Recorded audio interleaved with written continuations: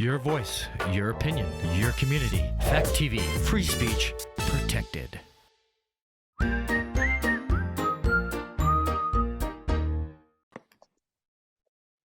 Welcome everybody to Talk Freedom. Today, Jim Hogue and myself, Emily Payton, we have a very special guest. It's Kristen Ragusin, and she has a very special book that we are excited to learn about. It's called The End of Scarcity and the Beginning of Abundance. How did you say it?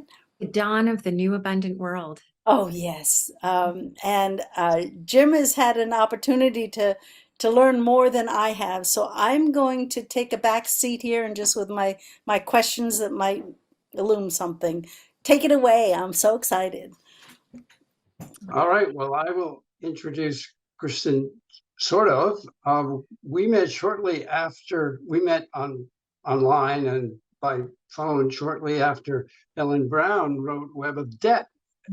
And her first edition of Web of Debt was 2007.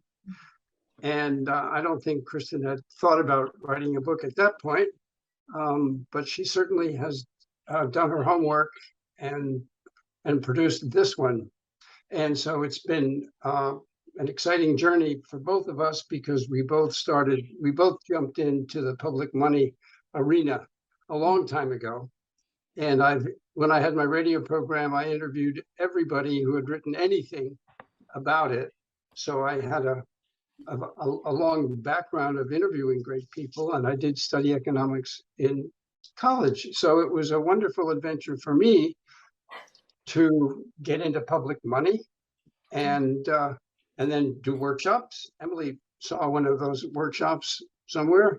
And so here we are with another wonderful book about money. I have a stack of books on monetary reform about this big, and it's great that the timing of this book is what it is. So in introducing Kristen, I hope that maybe you can explain why the timing of your book is so, there's a word that I'm trying to think of and I can't, not fallacious or fallacious, but anyway, why is it so good that your book came out when it did? And right now, yeah. Tell us whatever you want.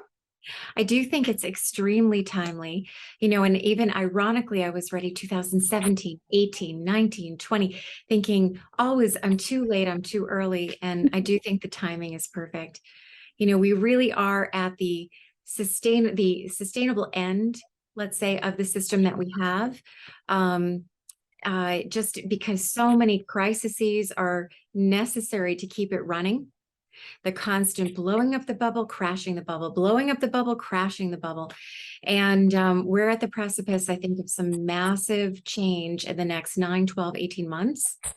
And this book is sort of entering right on cue to say, hey, we have not looked at what Jim Hogue was talking about from the very beginning, which is what is money? And to really start saying, do we have a conscious relationship with money? No, we don't. We just know we need to get out and earn it. We know how to spend it, but it's the most powerful tool. It's the most powerful thing that controls us in our lives. So we need to have a very conscious relationship with it. And guess what? It's not boring. It actually can be really fun. So. Yes, I looked at the first pages and ordered it right away. It's going to engage me. I recommend it. I can just tell it's a wonderful story. And of course, being interested in how we can create abundance is what so many of us have been after, but you've been in the nitty-gritty.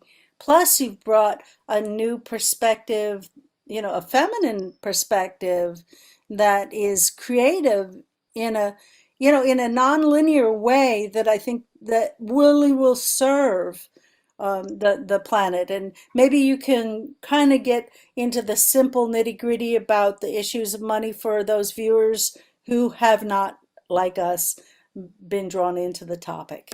Yeah, definitely. I think money is so loaded and, culturally it's sort of, it gets used to either make a story that we've been suffering with work out, get some vindication. I mean, it's amazing how emotionally sensitive it is.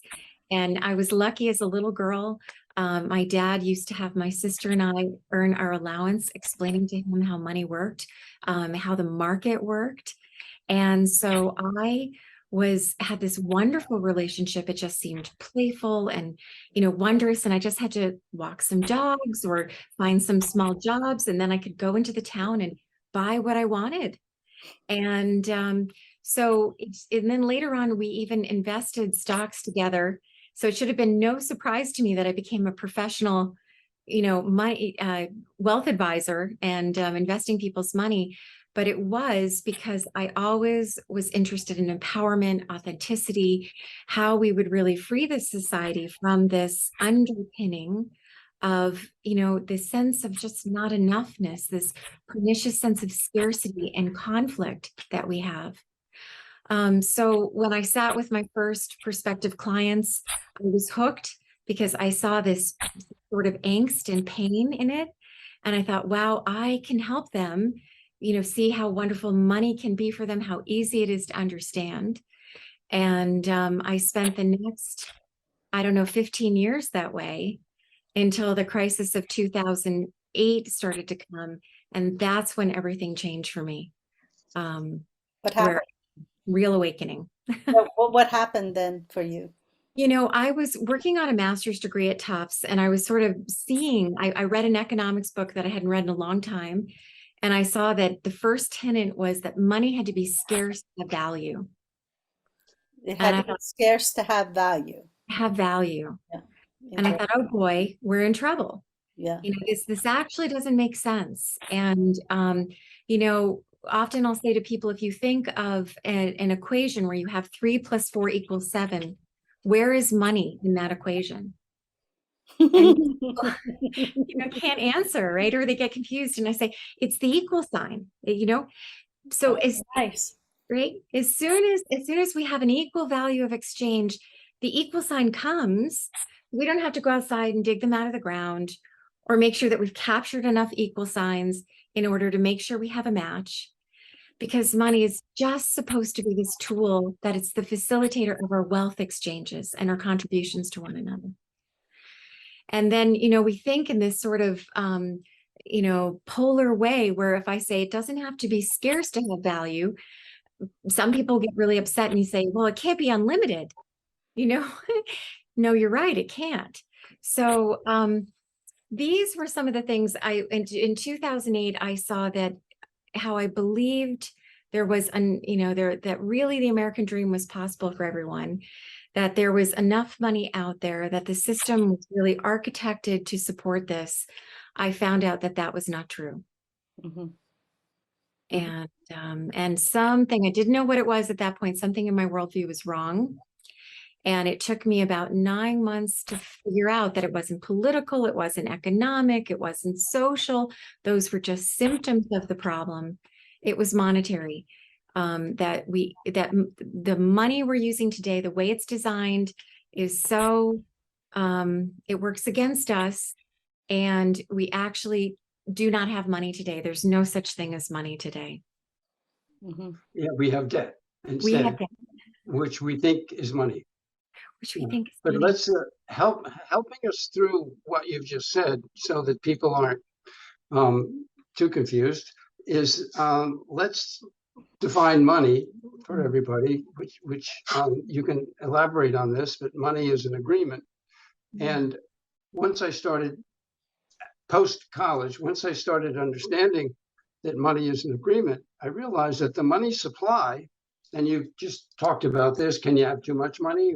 Whatever, the money supply should match goods and services. If the money supply matches goods and services, then you're not going to have too much money, and you're going to have those people who have earned it, as it were, capable of doing quite well. And then you're going to have a surplus, which can help the people who cannot earn it. So I'll stop there with that idea. And you can talk a little bit about your ideas for ending scarcity. Right, right. And it's right. This is the target, because I think this is so challenging. I think the consciousness is a little bit more woven, so people are going to have an easier time, even though it still will be sort of a what at the beginning, that money is dead. And often I'll hear people say, well, money comes from debt. No, money is debt. Money is debt, and how phenomenally different this is. I would often ask people, where does money come from? And you get the range of answers, or you get no answers because people don't think about it. And we need to know where babies come from. We need to know where money comes from. And Well, we don't know what a woman is anymore, so well, can I make a clarifying statement that all of our money now is debt, but that doesn't necessarily mean that a monetary system or a monetary method has to be that way. So we Sure. can agree insofar as it's an agreement to be that equal signs to make things equal. What you're talking about are the different opportunities that we have yet to try to create a sustainable abundance. And I'll let that stand right there. Okay. Yeah. When tally sticks for 700 years were functioning, that the money was just a measuring tool. And I'll let Kristen go into that one. But that eventually morphed into, when the Parliament burned down and all the tally sticks disappeared, the Bank of England stepped in 1694 and ended that concept of money as a tool for measuring. And they began, from then on, in the Western world, money as debt. Right. And that's why there are so many wars, which we probably don't have time to go into now, but that would be fun. So why don't, Kristen, if you can talk a little bit about how the nature of money went from a measurement into debt per se. And so it's no longer just an agreement, it's an agreement that money will be created by the borrower via the banks, Right. who then charge interest, and that becomes the rat. Because if it was just borrowing money and paying it back, it would be a much different world Yes. than if you're also paying the interest on the money. I And think I'm probably why confused is things. that? Why is that, Jim? Add why that is.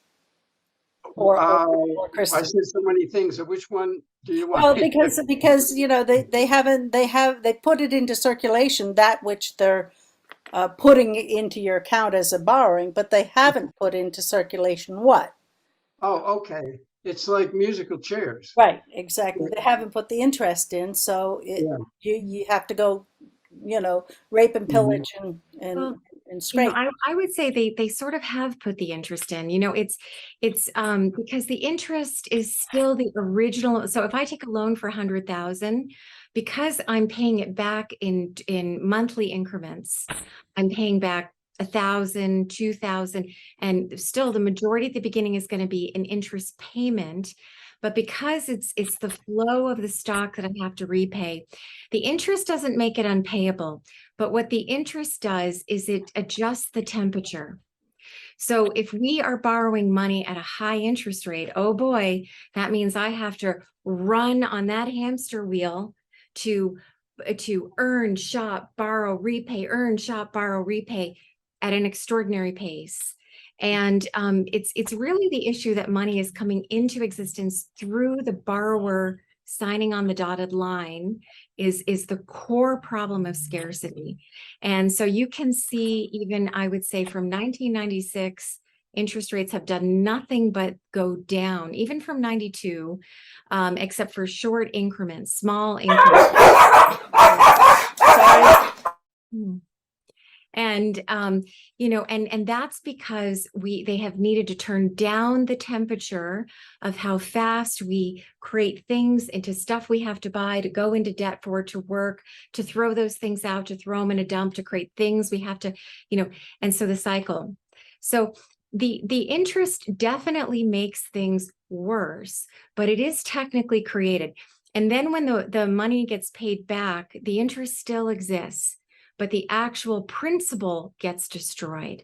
So it's sort of, I'm jumping ahead of these other concepts, but this can be the big misnomer, because we want the focus on how money is not coming from productive value, which is Jim saying with tally sticks. And anytime we look in history, if we look at the backstory and we find out where humanity was having a renaissance or a period of beautiful creation, they did the money right. They designed it correctly. Money was truly the equal sign. And so I like to say, if the computer or the Zoom, is the technology that facilitates the communication, money is the technology that facilitates the wealth exchange. Mhm. But what kind of a technology is it? Is it one that's good? Has it been designed correctly? That's really the question. I'm really interested why you don't see the interest as an issue, even though it hasn't been put into circulation. I don't think you've yet made the case, to me anyway, that it already has been put into No, circulation. it definitely is in circulation, because so let's say that I go to the bank and I want $100,000, and the bank at this point is still doing sort of a credit worthiness, but not really. They're just looking to see, can we repay what we promise that they create for us? So they say, okay, they're going to lend me the money. I sign on the dotted line, and magically they type into the $100,000, which is the head side of the quarter. It's just the friendly face of debt. So the money goes into my account, but since money is created through double book entry, the debt goes on the other side. And now I go home with now the pressure to capture it out of society and repay them in time. But just as you're saying, I have to repay interest. Now, if I had to pay the whole 100,000 back in that month, plus $5,000 of interest that month, that, if it was due in 30 days, wouldn't be payable. It would be exactly what you're saying. But because the system is done in what's called stock and flow, they create the stock of money and then we repay it in a flow. So I fish out my $1,800 or my $1,500 to repay, and I send the check to the bank that month. 1,000 of it is interest, 500 of it is principal, or for argument's sake, let's say, 1,000 of it is principal, 500 is interest. Now I owe 99,000 next month. That $500 I pay them in interest continues to circulate in society theoretically, right? But that $1,000 I repaid is extinguished, it's destroyed. Interesting. Thank you for getting into that specifically. And it does encourage people to create. Of course, it also encourages people to commit crimes. But that's neither here nor there. And my point being, the point is the same. No matter what it encourages you to do, it encourages you to get off your butt and make a little bit more money so that you can not just pay back the amount you borrowed, but so that you can pay back a little more than that. And yes, indeed, that goes into circulation. It does. And I would even say it just makes you on that hamster wheel longer, right? So if it was just interest-free money that we were borrowing, which absolutely can happen when money is designed properly, we absolutely don't need interest. We might decide as a society that interest is a good thing in terms of savings. I mean, these are all the kinds of conversations we can have once we get the tool correctly done. So what I would even say is that money being a tool, so we agree that, so our exchanges, first of all, we agree that it's better to live in community. We believe that our lives are better together than by ourselves. That's the first agreement that we make. Then the second agreement we make is that each person has something extraordinary of unique value to contribute.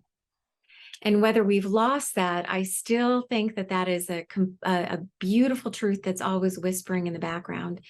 And even when I look at it, every time a baby is born, that particular community is more wealthy because another new divinely inspired being has come to join everyone else. So, sorry, I didn't. You were about to take a breath. I didn't know whether you were to end, but when you get a chance, may Oh, I- yes. Oh, yep. Go ahead. Yeah. well, you pegged. I think that one of the premises of the book is to peg the monetary system to productivity, services, and products. And what you just spoke of right there is a nuance, and I think I mentioned it about could we not peg the monetary system to our individual passions or our individual, I say it, money is passion. So we we create it to serve the passion rather than the products and services, and that would change things a little bit too.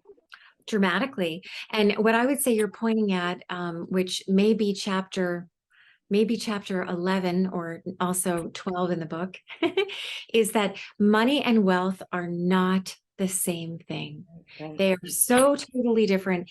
And I would remark over the years when I would say this to people, and often people would say, what? But what is wealth if it's not money? And I would say it's everything that you use money for. But beyond that, it's our passion. It's our incredible inspiration. It's our imagination. It's all the vast resources that are on this planet. Everything that everybody does, we couldn't possibly live a day without what we each and all contribute to one another. Mhm. And so we are so wealthy, we're born, we actually cannot be separated from our wealth because, even if someone tried to stop me from writing this book, I mean, I'd be, my last breath, I would have been typing and writing the book, at 4 a.m, because you really can't take humans away from their divinely inspired passions, which is really what wealth is. So- And In my essay, All Wars Are Bankers' Wars, my first line is, what is wealth? And I say, generally speaking, it's the sun, it's water, and the soil, because without those three things in a proper relationship, nobody lives in places where you don't have that. And from that, you have productivity, because people can then use their brains and start producing things. So you've got those three elements, the soil, water, and the sun, that create the possibility for wealth. And then you have productivity that goes from there. And money is just a way of exchanging wealth between people. And from 1694, it's still a way of exchanging wealth between people, but at what cost, when it could be the kind of thing that you're talking about with the end of scarcity. And I'd like to mention that in Jim Kunstler's books, he's written a series called World Made by Hand. He's written a few books on that subject, and it's after everything has been destroyed. Mhm. No roads, no gas, no electricity, none of the things we've come to use. But there are a few people with skills and brains, and they have rebuilt their societies on a kind of 19th century level. But I would advise people, if you want a good novel to read, look at those, and it'll inspire you to how you can work and produce in a world without banks. Wow.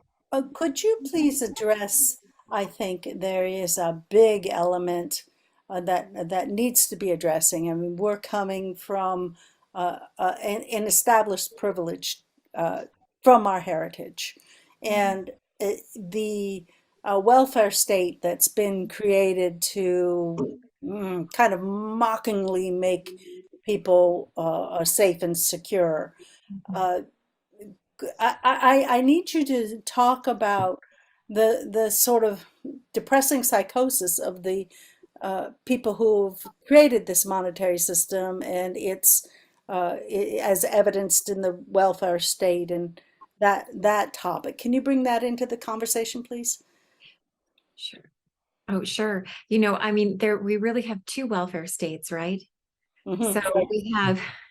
we have the we have the top welfare state, and we have the welfare state. And then on top of it, we really do have the middle class, which is being crushed by all of these contortions.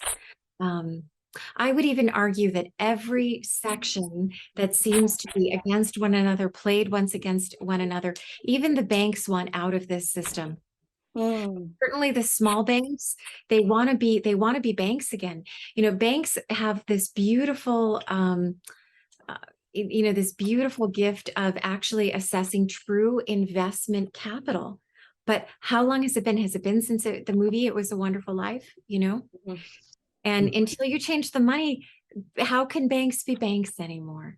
So when we have the opportunity to do this, we could actually create a bank that would provide a real service for us, even though we wouldn't necessarily need them anymore. But so Yeah, the Bank of North Dakota is a good example.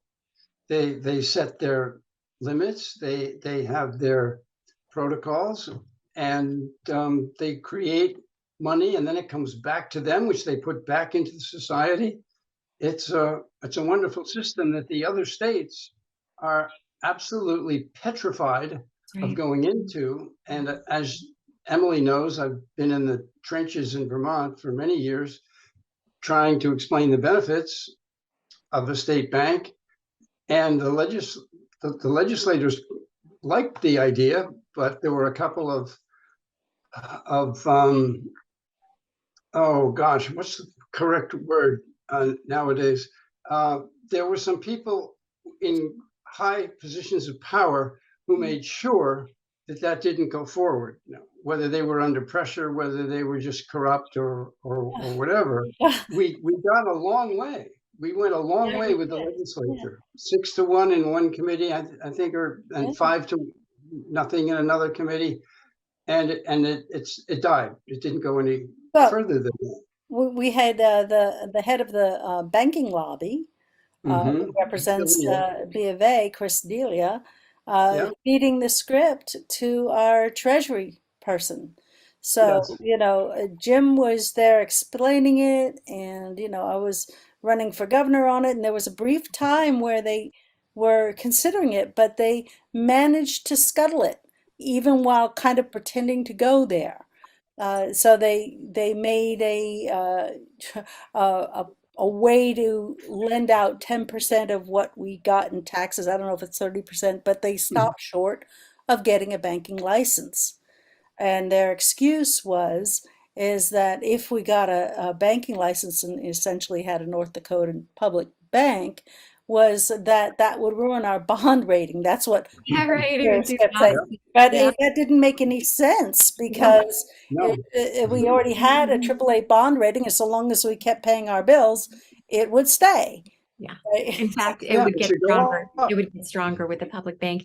Yeah. Yeah, I mean, what's so frustrating is that even a public bank that's truly run by the people, that's truly for the people, is in fact the friend, the supporter, just as you see in North Dakota, of private banks, right? Yes, Mhm. yes, So, because yes. if the money is circulating, then credit worthiness is higher.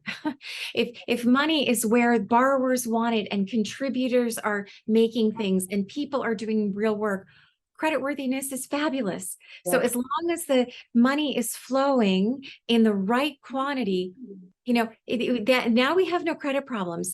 And the problem with the other commercial banks is that since their capital to asset ratio, which is their solvency, is so thin, and they're so caught up in this cycle of having to produce more debt, so more money flows before it's extinguished, and that they probably don't know how, if they understood the system, they probably don't know how to get off the system. Right. Yeah. And there is a merit to some of it, which creates a relative amount of stability, but it still creates this horrible contorted world where everything gets perverted. That's beautiful. Right. Mhm. Yeah, Yeah, exactly. and I think that the villains in that story were able to easily convince a few key people who didn't understand money Mhm. that the bond rating would go down. Oh, So yeah, all they have to do is insert the boogeyman and they win. It has nothing to, they just make stuff up. right. So it has nothing to do with the truth. And it has nothing to do with sound monetary policy. Mhm. It's just that certain members of the banking community wouldn't have it. Can Yeah. you bring in the topic of taxation? I know that because the IRS is kind of, you know, maybe going through a nasty metamorphosis, uh, it's on everybody's mind. But I also like the idea of a money that doesn't need to be taxed. And it could certainly be feed. I mean, we could have fees or we can put it in circulation Mhm. for all the services. So do you see that as well, Kristen? Oh, absolutely. Taxes on the federal level, anytime you have a sovereign government which is producing its own currency, and of course could go for the state of Vermont or any state that, like in the 1800s, issued its own money backed by the people's production, there's no income tax required.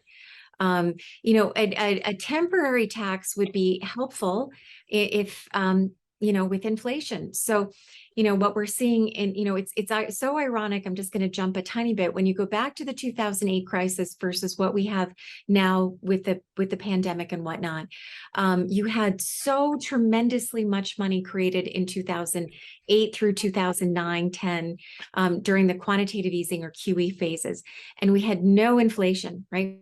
We even had deflation. Mhm. Rates went down, this whole thing. So just creating money, the government just creating money does not produce inflation, because that money, of course, did not go into society. It just went onto the back of the banks as reserves, or the big banks bought stocks, or it inflated housing prices, which created more of that squeeze of an unaffordable life.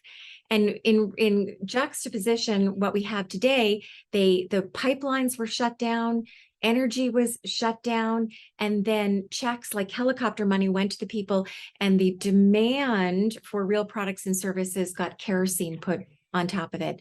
So the real demand of stuff for people, I mean, this is real inflation that we're seeing, it's not monetary, got completely heated up.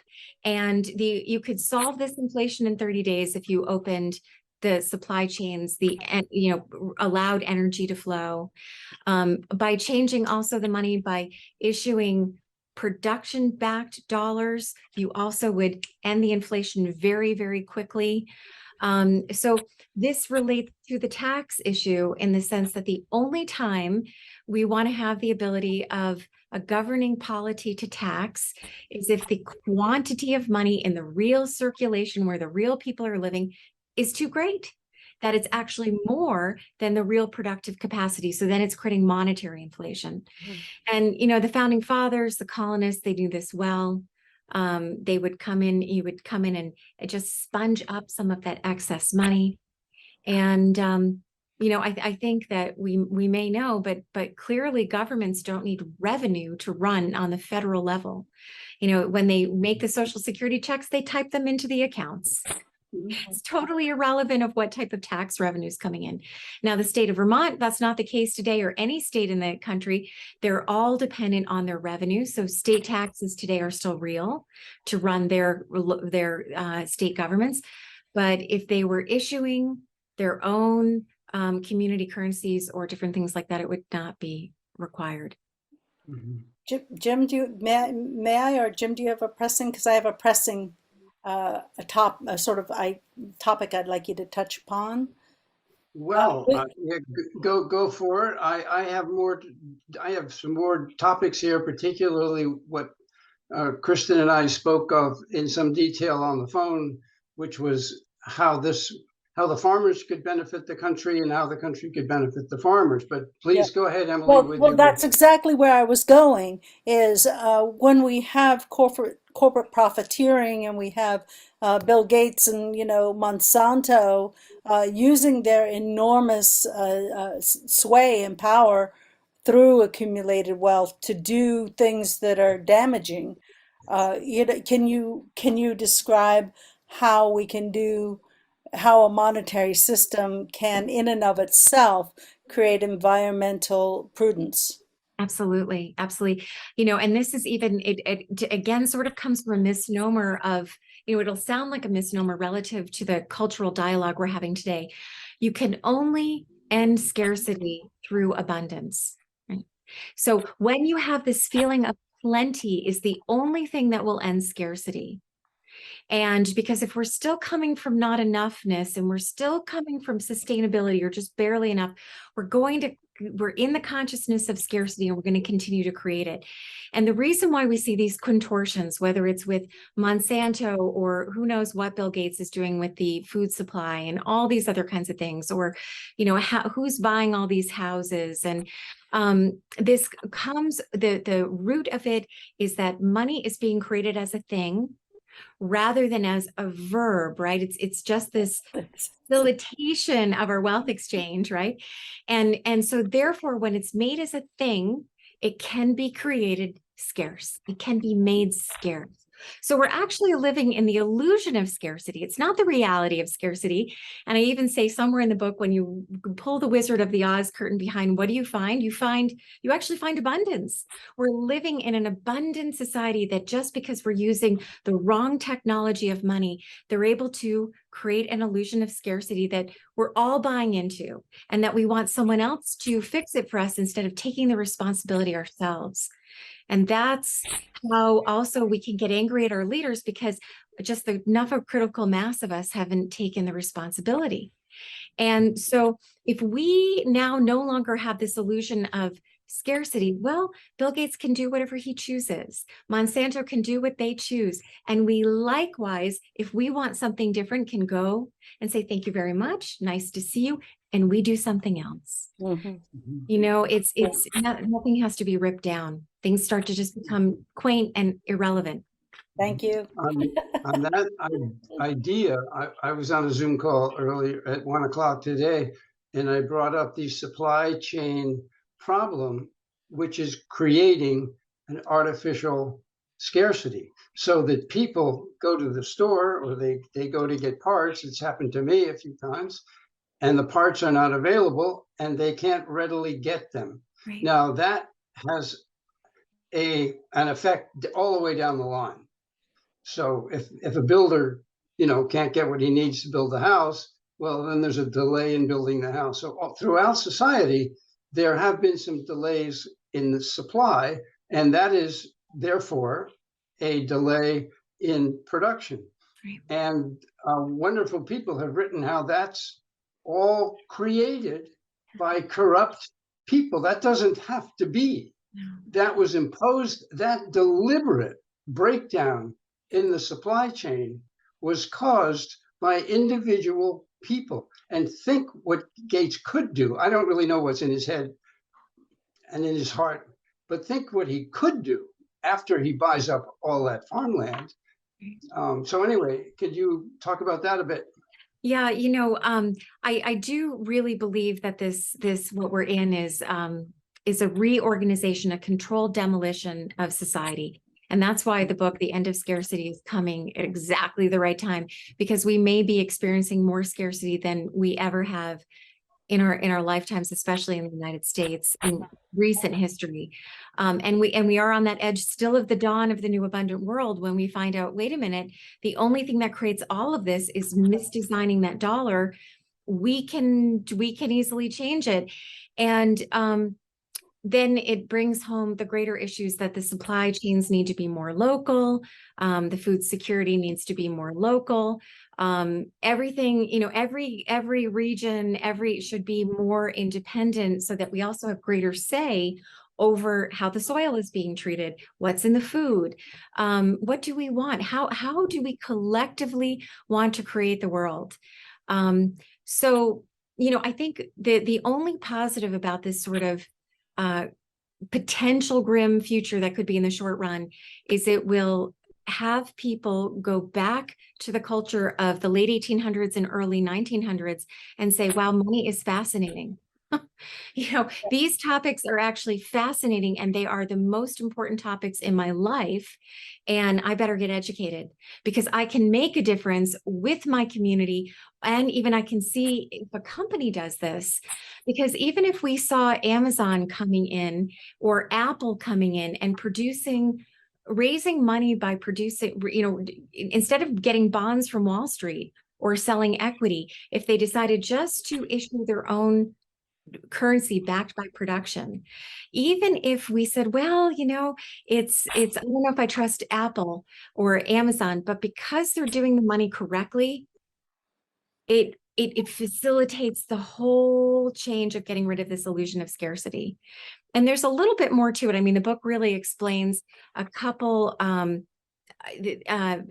checks and balances that will come in with the money this way. And it's amazing how it will remove this horrible trap that we're in. Yeah, I mean, one of the primary possibilities that we all share resides in our ability to imagine abundance. Because if we are, if we're talking about manifesting this abundant world, we first have to think about it. And I've been led to this particular teacher online named Neville Goddard, which I find that person is I think could be very helpful to a lot of people, because people haven't trained their brains or their thoughts to think abundantly. They think, oh my God, I don't have enough of that. Or, oh my God, I don't have enough. And instead of, and what this teacher does is he says, well, when you fall asleep, you've got to live in the desire fulfilled. As you fall asleep, you've got to imagine it until you feel it. And that really is the essence of prayer, he says, rather than begging for something, it's to live in that desire. So altering our collective mindset away from a belief in either that people deserve, I'm just a little peon, I deserve, that's part of the bigger picture. And then also understanding what can happen through your book. Can you speak a little bit about the communities that you were touching on, about how the certificates were coming in? We've got about 15 minutes left. Absolutely. It is just that. I mean, I was saying with Jim earlier that farmers in particular really are the real 1% of our society, right? They really are the true wealthy, and they are the most important people in our society. And so I've often said that if money is supposed to be backed by production rather than backed by debt, and even sometimes they'll say that's really backing money by credit versus backing money by debt, or creating money as debt. We create money as the promise of credit that we know is wanted and can be delivered.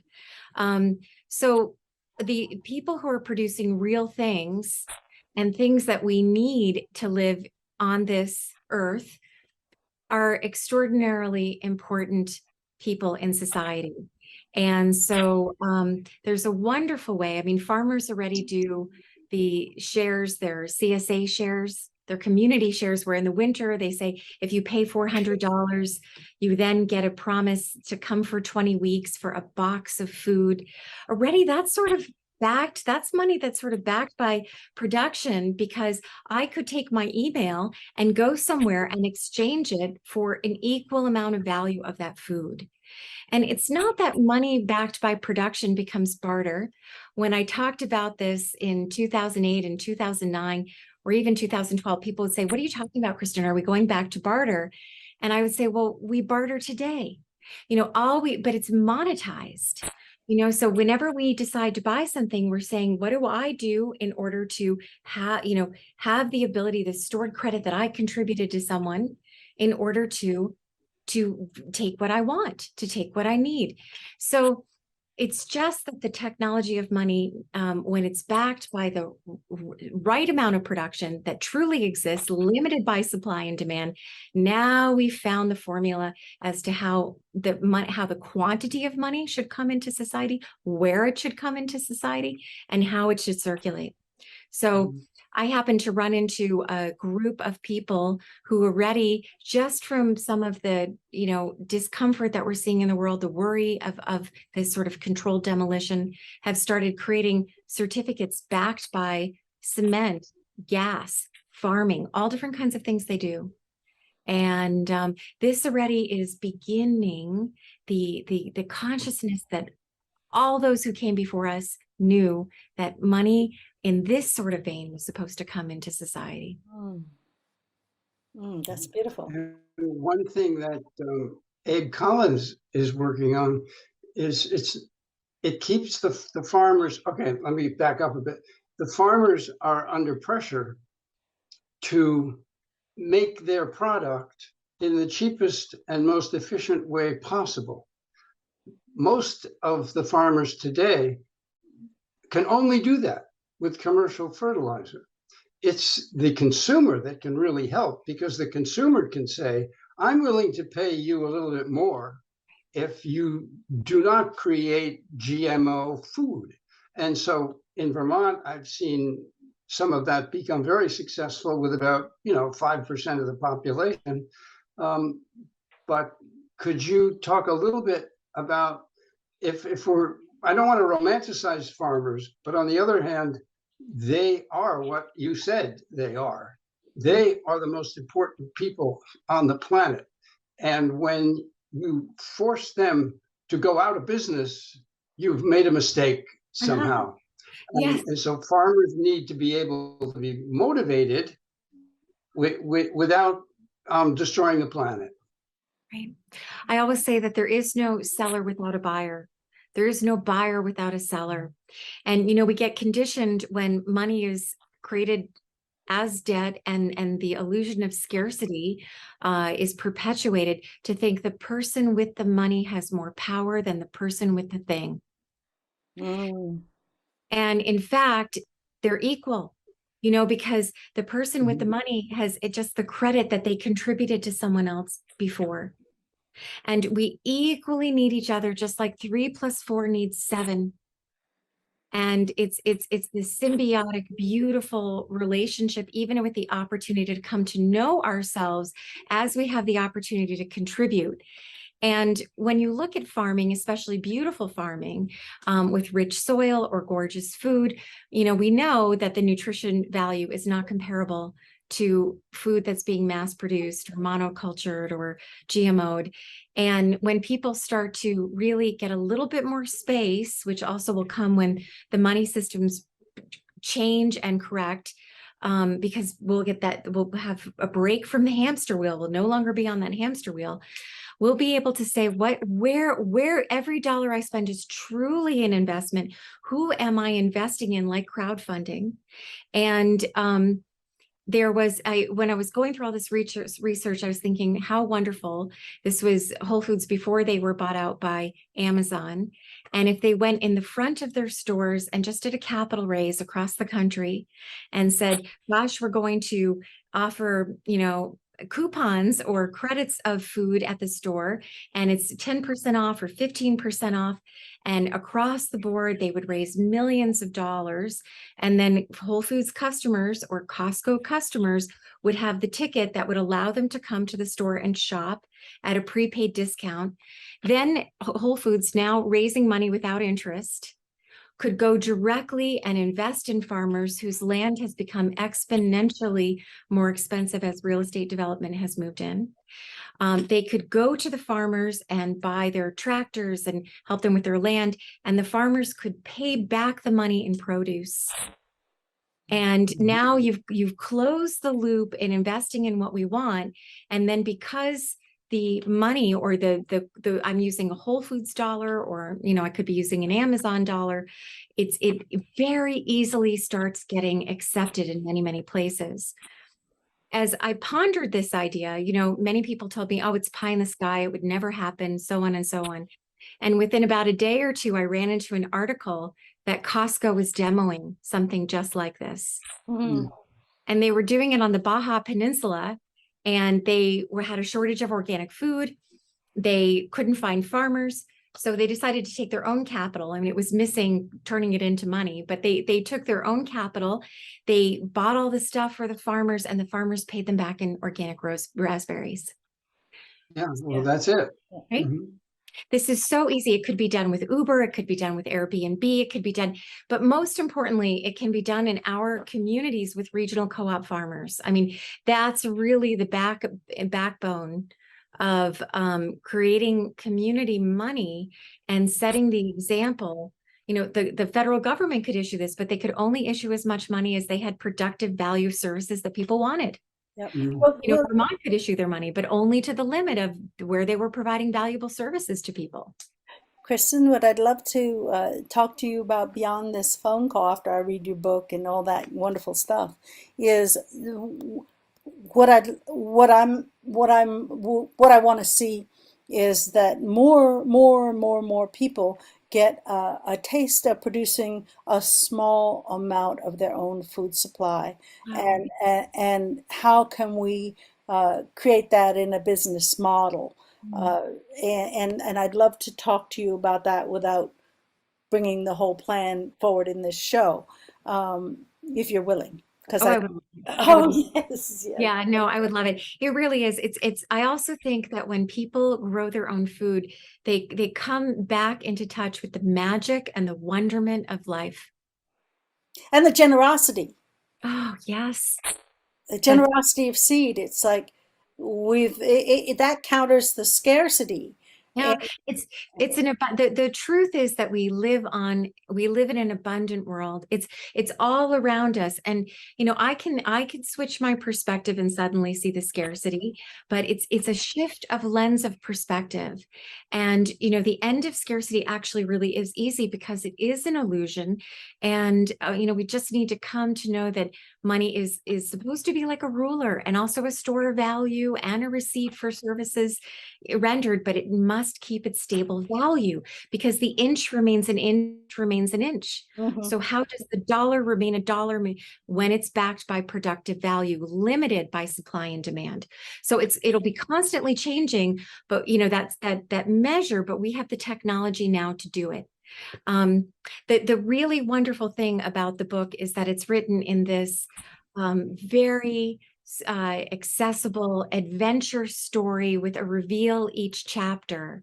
And so the feedback I've gotten is it's actually been hard to put down and so entertaining, which I think creates somehow this perfect balance between the intensity and the importance of this topic, where it gives you this sweet, soft kind of pat on the head and encouragement while we go through this complete paradigm shift.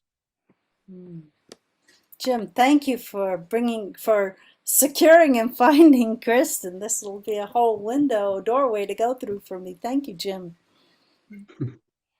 So, Jim, we're just Well, if we at the do top. this again, we can go to Franklin versus Hamilton and a lot of other topics that are touched on in the book.